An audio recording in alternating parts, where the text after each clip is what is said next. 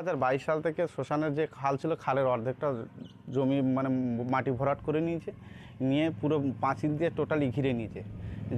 যে খালের মানে উৎস থেকে আয় থেকে আমরা যে শ্মশানের যে বাৎসরিক যে অনুষ্ঠানগুলো, আমরা গ্রাম প্রতিবেশী যে বাৎসরিক যে অনুষ্ঠানগুলো, সেই অনুষ্ঠানগুলো পরিচালনা করতাম, সেই খালও দখল করে নিয়েছে। খালের অর্ধেকটা মাটি ভরাট করে সেটাও দখল করে পাঁচিল টেনে নিয়েছে। এটা অতি বাস্তব। সিবিআইকে জানিয়েছি, সিবিআই এসছে, ইনভেস্টিগেশন করেছে, সিবিআই দেখে গেছে। সেদিন মানে জি24 ঘন্টা ভাইরাল হয়েছে বিষয়টা। শ্মশানের জায়গা আর অলরেডি দেখতেই পাচ্ছেন তো, শ্মশানের জায়গা টোটালি দখল করে নিয়েছে। দেখুন পাঁচিলটা কোথা থেকে আমরা প্রতিবাদ করা, আমার মানে কি বলবো, প্রতিবাদ করার সাহস পাইনি তখন। আশা তো সিবিআইয়ের উপরে 100% আশা আছে। ওনারা দেখবেন বিষয়টা, হ্যাঁ, ওনারা নিশ্চয়ই আমাদের এই জায়গাটা সমস্যার সমাধান করে দেবেন।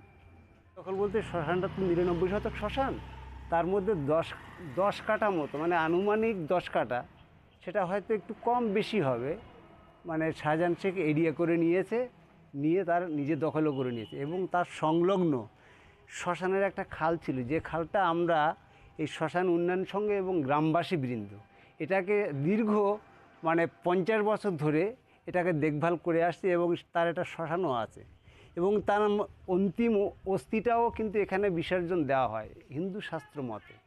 সেই জায়গাটা উনি দখল করে নিয়েছে, এবং খাল প্রায় আনুমানিক 1.5 বিঘা খাল সে ভরাটও করে নিয়েছে।